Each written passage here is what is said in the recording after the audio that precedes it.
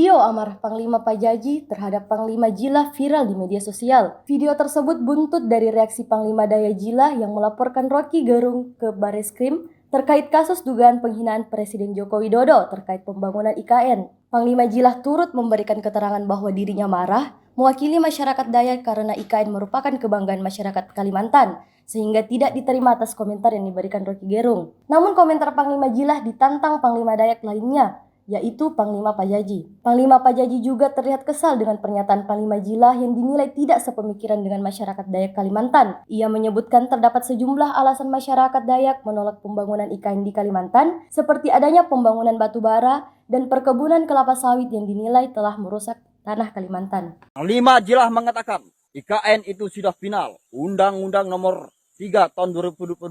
Anda mengatakan sudah final, itu belum ya. Perlu Anda ketahui, belum final.